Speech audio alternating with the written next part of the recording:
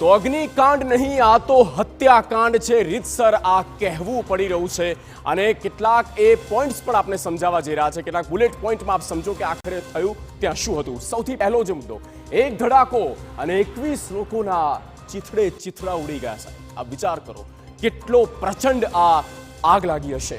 ત્યારબાદ ફટાકડાની ગેરકાયદે ફેક્ટરી, જેમાં સૌથી મોટો આ ભયાનક વિસ્ફોટ થાય છે અને આ ભયાનકતા કેટલી હદે હશે જ્યાં લોકોના ચીથરા ઉડી જાય.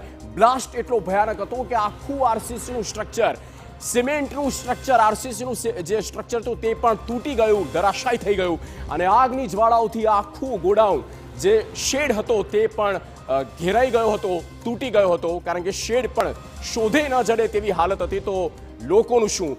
આરસીસીનું સ્ટ્રક્ચર તૂટ્યું અને ત્યારબાદ કોઈના ભોગ લેવાયા. અનેક લોકોના, 21 લોકોના તો ભોગ લેવાઈ ગયા છે.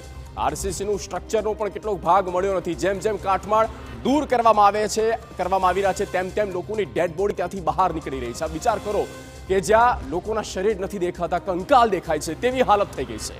જેમ જેમ કાટમાળને હટાવવામાં આવે છે તેમ તેમ અસલ જે ચિત્ર છે તે સામે આવે છે. ગોડાઉનમાં માત્ર ફટાકડા વેચાણની જ મંજૂરી હતી કે ફટાકડા તમે વેચી શકો છો, પણ સ્ટોરેજ કરી શકાય કે પછી ત્યાં તમે પ્રોડક્શન કરી શકો એવી કોઈ જ મંજૂરી આપવામાં નહોતી આવી. પોલીસ ખુદ કહે છે કે રિપોર્ટ નેગેટિવ જ હતો. તો પછી કેવી રીતે ધમધમતી હતી? સવાલ એ થાય છે કે ફેક્ટરી ગેરકાયદે હતી, પહેલા કાર્યવાહી કેમ ના કરવામાં આવી? શા માટે કાર્યવાહી પહેલા ન કરી? જો લીગલ એક્શન લેવામાં આવ્યા હોત આ ફેક્ટરી સામે તો કમસે કમ 21 લોકોના જીવ ના જાત. સવાલ જે થઈ રહ્યો છે આ સ્પષ્ટપણે આપણે બતાવી રહ્યા છે. બીજો સવાલ પણ જુઓ, કોઈ મંજૂરી નથી. શું કરી રહ્યું છે તંત્ર? સિસ્ટમ જ આખી ખોખલી થઈ ગઈ છે સાહેબ, આપણે કહી શકીએ છીએ. કારણ કે કઈ હદની લાલિયાવાડી ચાલી રહી છે આપ અંદાજો લગાવી શકો છો. લોકોના જીવ જતા રહે છે. ત્રીજો સવાલ, પોલીસનો નેગેટિવ રિપોર્ટ. પોલીસે સ્પષ્ટ કહ્યું કે અમારા તરફથી નેગેટિવ રિપોર્ટ હતો, તો પછી કામગીરી કેમ ના કરવામાં આવી? કેમ તેને અટકાવવામાં ના આવી? એનઓસી આપવાનું જે કામ છે, નિરીક્ષણ કરવાનું જે કામ છે તે ફાયર વિભાગનું હોય છે, પણ નથી થયું.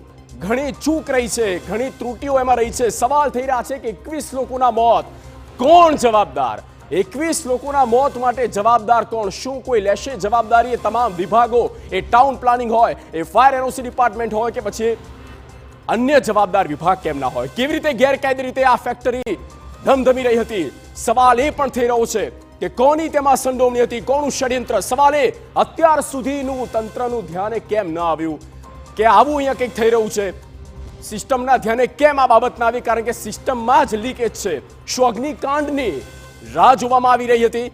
વડોદરા હોય, સુરતનો એક તક્ષશિલા કાંડ હોય કે રાજકોટની એ ઘટના કેમ ના હોય, પણ કંઈ જ બોધપાઠ લેવામાં નથી આવતા અને અલગ અલગ જગ્યા પરથી દ્રશ્યો આવે છે. સ્થિતિ એક સરખી. પહેલા જ કેમ ના કરવામાં આવી નક્કર કાર્યવાહી? કોણ આપશે આનો જવાબ?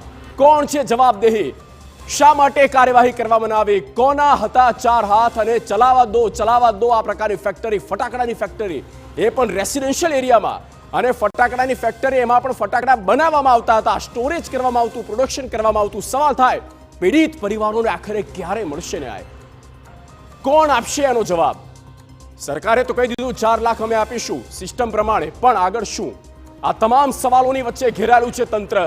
આ સવાલ તમામ જે છે એક જાગૃત મીડિયા તરીકે TV9 પૂછતું આવ્યું છે અને નહીં છોડે. તમામ સવાલ આપના સુધી પહોંચાડીશું, જવાબ આપને આપવો પડશે.